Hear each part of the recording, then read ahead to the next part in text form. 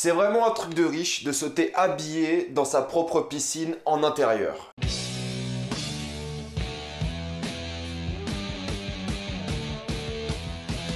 Elite saison 2. Comme d'habitude, ce qui est le indiqué dans le titre de la vidéo, il n'y aura pas de spoilers, parce que vous êtes tranquille, et après on va tout spoiler. Et si vous n'avez pas vu la saison 1, ce n'est pas grave, je ne la spoilerai pas dans la partie non spoiler. On continue l'enquête dans Elite saison 2, sauf que cette fois-ci on ne s'intéresse pas au meurtre de l'un de ses élèves, mais à une disparition. Enquête toujours au sein de ce lycée privé, mais cette fois-ci avec quelques élèves supplémentaires à la rentrée. Franchement, quand je vois ce genre de série comme 13 Reasons Why ou Elite, je suis grave content d'avoir eu une vie normale au lycée. Ils sont tous complètement tarés ces lycéens, c'est pas possible. Dans les deux séries, c'est pas possible. Cette fois-ci, contrairement à la première saison, on a moins besoin d'introduire les personnages, leur personnalité, etc. Du coup, on se concentre un peu plus sur l'enquête. Vous savez, l'enquête qui était le point le plus négatif de la première saison. Je dis que c'est un point négatif parce que c'est vraiment une enquête de gamin. C'est scénario assez enfantin pour l'enquête, c'est pas vraiment un Sherlock Holmes ou un truc comme ça. C'est juste un prétexte pour raconter des histoires de couple, raconter des engueulades entre personnages, entre lycéens, et juste un peu intégrer les nouveaux arrivants dans ce gros bordel de lycée. Et c'est vrai que la première saison, moi j'avais plutôt bien aimé, je trouvais que c'était une série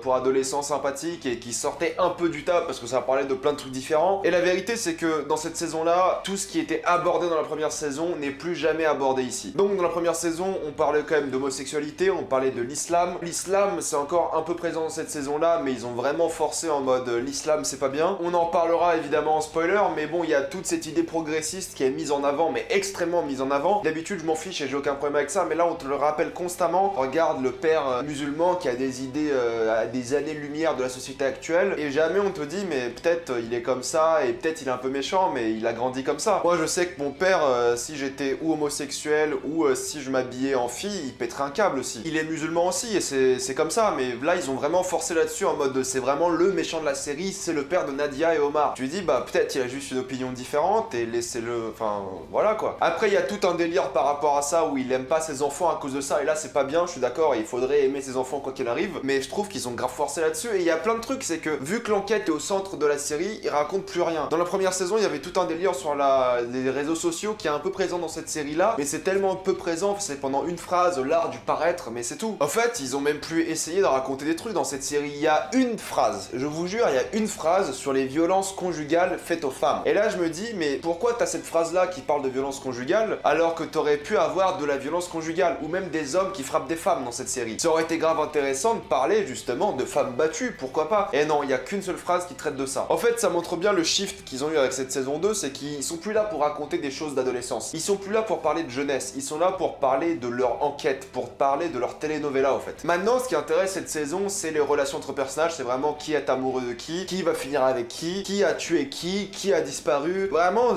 c'est devenu enfantin en fait. Parce que la première saison, l'enquête me dérangeait pas, parce qu'il y avait d'autres thématiques en dehors de ça. Ça parlait vraiment de jeunes qui ont du mal à s'intégrer, il y avait toute une thématique sur la drogue, il y avait toute une thématique sur le fait d'être homosexuel, mais sérieusement traité, le fait d'arrêter de faire du sport, de tomber amoureux de quelqu'un, il y avait plein de trucs comme ça qui étaient intéressants. Et là, je vous jure qu'il n'y a aucun problème psychologique des personnages qui n'est pas lié à l'enquête. Et c'est grave dommage, parce qu'en fait, t'as plus l'impression de suivre des adolescents qui vivent leur vie, mais t'as l'impression de regarder une série écrite par l'Agatha Christie du pauvre, où justement tout était prévu depuis le début, où des personnages en manipulent d'autres, etc. Dans la première saison, les personnages se manipulaient parce que c'était des trucs d'adolescents. Des fois, les adolescents, ils se manipulent. Des fois, les adolescents sont méchants. Là, ils sont tous complètement névrosés, c'est tout à fait normal, c'est une série pour ados. Il n'y a pas de série pour ados sans ados névrosés, c'est compréhensible. Mais juste, je peux plus m'y intéresser, en fait. J'ai perdu tout intérêt de regarder cette saison, qui n'est en soi pas mauvaise, mais juste, je m'en fiche de l'enquête. Moi, ce qui m'intéressait, c'est de voir la vie de ces adolescents. Je m'en fiche de qui a tué qui, je m'en fiche de qui est disparu. Moi, je voulais voir les relations entre personnages. Et il y a quelques réussites dans cette saison quand même. On en parlera évidemment en spoiler quand on parlera des personnages, il y a quelques réussites. Mais de manière générale, je suis passé d'une série que j'aimais beaucoup, enfin que j'aimais bien en tout cas, à une série où je me dis mais pourquoi je regarde ça? Parce que la moitié des personnages n'ont pas du tout de développement de personnages, ils servent plus à rien. L'autre moitié, tu les détestes, mais comme pas possible. J'ai jamais vu une série, je crois, ces dernières années, où je déteste autant des personnages. Vraiment, je suis à moi, mais putain, vous êtes tous des bâtards. Et même sur le sexe, la première saison, il y avait pas mal de sexe et je voulais pas en voir plus, mais je voulais juste que ça ça parle de sexe aussi. Dans la première saison, on a quand même deux personnages qui découvrent un peu leur bisexualité, c'est intéressant, parce qu'ils sentaient tous les deux hétéros, et là d'un coup ils se disent bah peut-être on n'est pas que hétéros, peut-être on aime bien les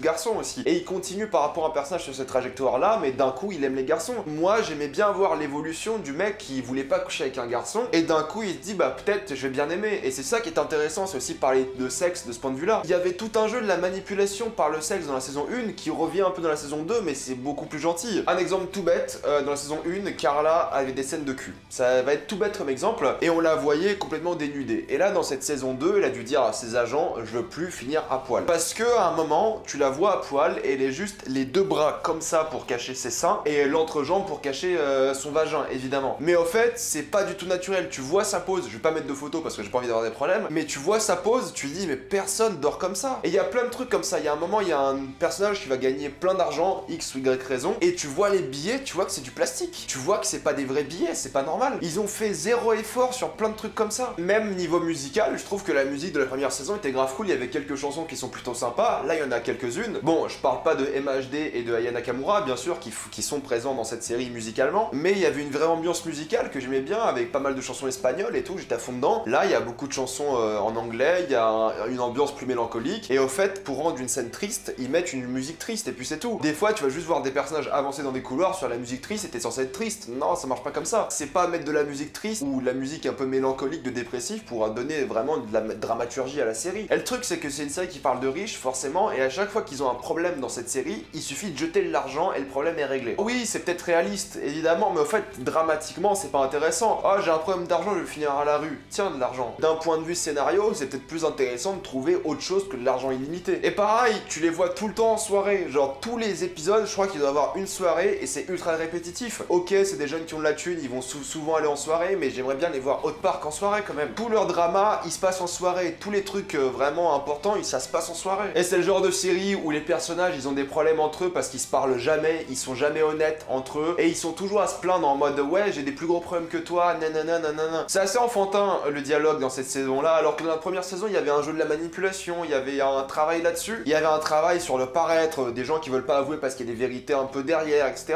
Là, la majorité des problèmes, il fallait juste qu'ils se parlent entre eux et c'était réglé. Pas tous évidemment, peut-être pas les plus gros problèmes, mais la majorité des relations humaines dans cette série auraient été réglées en se parlant 2 minutes honnêtement. Et c'est pas comme si c'était des trucs horribles à avouer à certains moments. Il y en a, c'est limite. Ok, je suis d'accord, mais d'autres, ça va. Il y a des clins d'œil assez sympas, comme il y a une soirée d'Halloween, il y a des gens déguisés en Dali de la Casa des Papel. Il y a des trucs que tu comprends juste pas, c'est qu'ils sont en examen pendant un moment dans la série et ils bavardent archi fort, alors que la prof est juste derrière. Dans quel examen tu peux bavarder avec tes collègues aussi longtemps sans te faire cramer comme ça, alors que clairement tu parles fort? Il y a un moment, dans cet examen-là, un personnage se lève et va parler à un autre personnage. Faut garder un peu de réalisme quand même. C'est comme le magasin du père d'Omar. Le truc, c'est que Omar, il doit toujours être là pour travailler, mais le magasin est toujours vide. Le magasin est toujours vide. Il n'y a jamais personne dans le magasin. Pourquoi est-ce qu'il travaillerait aussi tard si tu vois jamais des clients? Mais juste un figurant ou deux dans le magasin, ça aurait changé tellement de choses à la vie du truc. Là, au fait, t'as l'impression que c'est un huis clos à certains moments parce qu'il y a que le lycée, il y a que des gens du lycée, et dehors, il y a quasiment pas de figurants. On dirait une ville fantôme. Ça manque clairement de vie et d'ambiance dans la série. Enfin bref, Elite saison 2, c'est une série qui a vraiment diminué en qualité, je trouve. Alors oui, on parle plus des personnages, de leurs relations amoureuses, etc., etc. Ça va peut-être plus intéresser certaines personnes. Mais moi, clairement, ce qui m'intéressait, c'était les thématiques que la série, la saison 1 en tout cas, abordait. C'était parler de sujets sérieux avec des histoires d'ados saupoudrées d'une enquête par-dessus. Là, c'est juste une enquête et des histoires de cœur. Moi, ça m'intéresse beaucoup moins, forcément. Mais de manière générale, ça reste appréciable. Mais j'ai pas envie que la saison 3 se concentre sur ça. J'ai envie que la saison 3, elle aille plus dans des trucs d'adolescents. Truc tout bête, mais j'ai vu Euphoria, dont la critique sortira demain. Euphoria, c'est une série pour ados, mais pure et dure, qui parle de plein de trucs. Alors qu'il y a quand même une histoire derrière tout ça. Là, l'histoire n'est pas intéressante. L'enquête n'est pas intéressante. La fin, mais est horrible de cette saison 2 et n'a aucun sens. Et c'est d'une facilité scénaristique incroyable. En tout cas, c'est une saison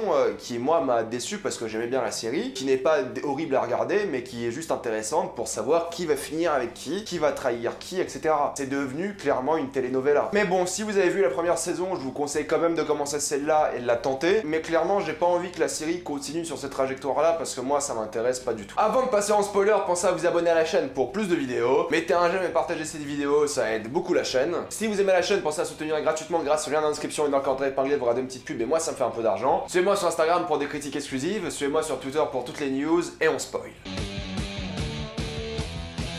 La question que je me pose, c'est est-ce que Christian voulait disparaître de la série, ou alors est-ce que la série avait vraiment pensé ça et proposé ça au personnage de Christian, c'est-à-dire ne pas être là durant toute la saison. Et c'est dommage parce que Christian, c'était l'un des points les plus positifs de la première saison, il avait vraiment du cœur et il changeait beaucoup de choses dans la série, c'était un personnage qui avait beaucoup de dynamisme, et là il est pas du tout présent. Pareil pour Nano, les meilleurs épisodes de cette saison, c'est les épisodes avec Nano, mais Nano il est là durant 2 épisodes. Encore une fois, est-ce qu'il est parti parce que le scénario le voulait, ou est-ce qu'il est parti parce que l'acteur n'avait pas le temps de jouer dans la série? Et c'est dommage, t'as déjà viré parmi les meilleurs personnages de la série, et tu te retrouves avec quoi? Tu te retrouves avec Cayetana, qui est le personnage le plus détestable que j'ai vu depuis des années dans une série. J'ai pas détesté un personnage autant depuis Karen de Daredevil. Cayetana, c'est quoi? C'est une menteuse qui fait semblant d'être riche, et juste là, par définition, tu la détestes. De base, on déteste les menteurs, alors là, elle fait que mytho toute la série. Et le pire, c'est qu'à la fin, on est censé sentir mal pour elle. Elle s'est fait dérober l'argent qu'elle allait voler à plein de personnes pour une ONG qui n'existe pas. Mais attendez, pourquoi est-ce que cette femme n'est pas en prison? Des gens qui sont pas en prison alors qu'ils devraient, il y en a dans cette série, on est d'accord. Mais alors là, c'est impossible de l'apprécier. Comment tu peux apprécier une menteuse qui manipule des gens tout le long de la série, qui tombe amoureuse au pif? Alors l'alchimie avec Polo est ridicule. D'un coup, ils sont amoureux, je comprends pas pourquoi. En tout cas, Cayetana, il y a rien, il y a aucune raison de l'apprécier. À la fin, elle cache le trophée parce qu'elle est amoureuse de Polo en 2 minutes. Non mais merde, je comprends pas comment des gens peuvent l'apprécier. C'est le pire personnage de cette série. Et franchement, quand elle se fait démasquer devant tout le monde, j'étais grave content. Elle méritait que ça, elle mérite même la prison, merde. Parlons de Polo. Polo, il avait un peu ses crises d'angoisse dans cette série parce qu'il sentait un peu coupable d'avoir tué Marina. Ce qui semble logique, que je pense que tu créerais une sorte de culpabilité, surtout quand c'était par accident. Mais tu vois aussi sa violence sous-jacente. Mais encore une fois, il a fait que pleurer toute la saison, donc il est pas du tout appréciable. En plus d'être un tueur, il est encore moins appréciable. Et les seuls moments intéressants qu'il a dans la série, c'est tout à la fin quand il paye l'argent à Cayetana, et c'est tout. Il a aucune scène intéressante dans cette série. Il y a quelques scènes avec Ander qui sont peut-être plutôt sympathiques, et je parle pas de la scène que vous pensez tous les deux, mais je parle plutôt de la scène où il a failli attaquer Ander. Mais sinon, honnêtement, il a servi à rien. C'est pas comme si on était inquiet qu'il balance tout à la police, personne n'y croyait qu'il allait balancer. Ander, pareil, alors lui, il a rien fait durant toute la saison, il a juste été en dépression, il a bu de l'alcool, il était en mode triste, ouais, je connais la vérité. Vraiment, ces 3 personnages-là, au moins Cayetana, il y avait une histoire, tu la détestes, il se passe quelque chose. Mais Ander et Polo, il s'est rien passé avec les deux. Vraiment, ils ont essayé de cacher la vérité tout le long. Il y en a un, il est parti en dépression, et l'autre, il a juste rien dit. Mais en tant que série, c'est juste pas intéressant. Genre, tu te fais chier quand tu vois ça. Heureusement qu'il y avait un mec comme Valerio à être un gros incestueux, parce qu'au moins, ça rajoute du drama. Le seul trait de personnage de Valerio, c'est qu'il a sûrement pas d'avenir parce qu'il fait que se droguer, mais c'est surtout qu'il doite sa sœur avec son pied sous la table. Son seul trait de personnalité. Et c'est ça qui est intéressant, c'est que le mec, mine de rien, il est sympa tout ça, mais il veut quand même baiser sa demi-sœur. Au moins, ça rajoute du piment, on est d'accord. Et encore une fois, ça crée du drama, donc ça, c'est plutôt cool. Et le personnage de Lou, qui fait genre qu'elle lit Oscar Wilde, mais tout ce qu'elle doit lire, c'est des descriptions de photos Instagram. Même si j'aime pas son personnage, au moins, il y avait un peu de drama, elle se sentait trahie par ses amis, elle se sentait toute seule, elle se sentait trahie par son copain. Au moins, il y avait vraiment quelque chose qui te poussait à avoir un peu de développement de personnage. Même si tu l'aimes pas, au moins, il se passait quelque chose dans sa vie. Et elle avait des raisons de s'énerver. Donc ce personnage, je trouve que c'est l'un des mieux traités de cette saison, parce qu'au moins, il se passait quelque chose avec, merde. Par exemple, Omar, le seul développement de personnage qu'il a eu dans cette saison-là, c'est de se faire têche de son père. Sa relation avec Ander, elle évolue quasiment pas dans cette saison, et son seul trait de personnage dans cette série-là, c'est je me suis fait virer de la maison de mon père musulman parce que je suis homosexuel. Mais juste, il se fait têche, et puis c'est tout, on n'en reparle plus jamais. Alors que dans la saison 1, c'était un point central de la série, c'était un peu son homosexualité. C'était voir comment gérer ça au final. Par contre, tu vois que Nadia, j'ai kiffé. Nadia, elle a de bonnes notes, elle essaie de gérer sa vie un peu de femme musulmane, elle essaie de gérer sa vie avec ses parents, et elle essaie de gérer sa vie amoureuse avec Guzman. Ça, c'est un personnage qui a des problèmes, qui essaie de les résoudre, et qui a eu un vrai développement de personnage durant tout le long de la série. Au début, elle est un peu prude, elle a du mal à se mettre en couple avec Guzman, et à la fin, elle va, enfin, plus ou moins sera avec lui. Et toute l'histoire de la vidéo est assez tragique pour elle, parce que pour quelqu'un qui découvre sa sexualité, être filmé lors de son 2e rapport sexuel, c'est horrible. Donc au moins, elle, je l'ai adorée. En plus, elle a vraiment eu plus de temps à l'écran dans cette saison. L'actrice a le droit de montrer son talent. Je trouve que c'est un bon personnage pour le coup. Et pareil pour Guzman, tu vois, c'était l'un de mes personnages préférés dans la première saison parce qu'il était un peu complexe, il avait un côté un peu sombre et un côté où il était pas vraiment heureux dans sa vie. Et là, on a rejoué sur ça. C'est qu'il est trahi par ses amis au point de croire Samuel. On est à un stade où Guzman, c'est un des meilleurs personnages de cette série parce que mine de rien, il est loyal, il est fidèle, il a quelques problèmes de colère évidemment, mais au moins ça lui donne une sorte de complexité. Et le fait que Nadia et Guzman sortent ensemble, plus ou moins, ça rend la série vachement mieux parce que c'est le genre de relation que t'aimes voir. C'est ce relation où il y a 2 personnages où c'est vraiment compliqué dans leur tête et où leur amour n'est pas impossible par les circonstances sociales, mais plutôt parce que eux, ils ont du mal avec leur personne avant tout. Donc ça qui est intéressant, c'est cette relation-là entre ces deux-là qui marche bien parce que c'est des vrais personnages et ils ont une vraie complexité d'écriture et c'est ça que j'aurais aimé voir. Là où je regrette un peu, c'est un personnage comme Rebecca. J'aurais aimé en avoir plus sur elle. J'aurais aimé voir comment elle est tombée amoureuse de Samuel, parce que t'as pas vraiment de scène où elle est en mode ouais je suis in love de Samuel, c'est sorti un peu de nulle part ça aussi. Et j'aurais aimé qu'elle fasse autre chose que la gueule tout le long de la série. J'aime beaucoup ce personnage là, je la préfère largement aux autres nouveaux personnages, on est d'accord. Et là où j'étais un peu déçu, c'est que Rebecca, je l'aime beaucoup, mais elle a pas eu grand chose à faire dans cette saison. Mis à part son amour pour Samuel qui sort un peu de nulle part, elle a pas eu grand chose à faire. Elle a un passé avec sa famille, et on dirait la petite soeur de Nairobi dans son comportement. Donc j'aurais juste aimé la voir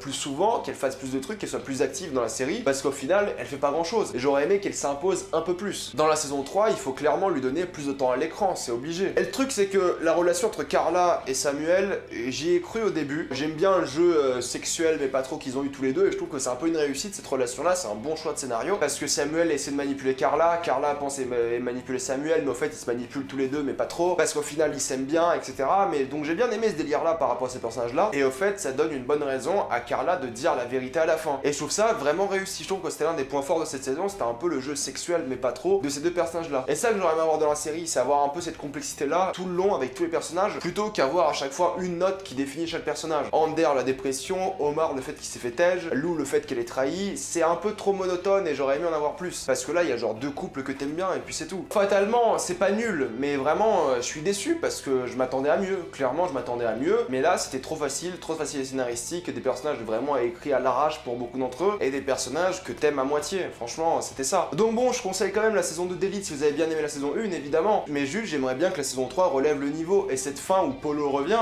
tu sens qu'il va y avoir du drama, on est d'accord, mais c'est une fin tellement facile et prétentieuse, ça donne à peine envie de voir la suite. Franchement, c'est pas un gros cliffhanger, t'es en mode bon bah voilà, c'est fini. Clairement, ça va être la guerre civile au lycée, c'est ça qui va être bien, peut-être ça va être intéressant d'avoir plus de drama entre les personnages de la saison 3, je veux juste que ce soit mieux. Au final, c'est pas nul, mais je trouve ça décevant. Mettez-moi dans les commentaires ce que vous avez pensé de cette saison 2 d'Elite, avez-vous adoré, détesté, tout ça dans les commentaires. Pensez à vous abonner à la chaîne pour plus de vidéos, mettez un j'aime et partagez cette vidéo, ça aide beaucoup la chaîne. Si vous aimez la chaîne, pensez à la soutenir gratuitement grâce au lien d'inscription et dans le commentaire épinglé, vous regardez une petite pub et moi ça me fait un peu d'argent. Suivez-moi sur Instagram pour des critiques exclusives, suivez-moi sur Twitter pour toutes les news et salut à tous.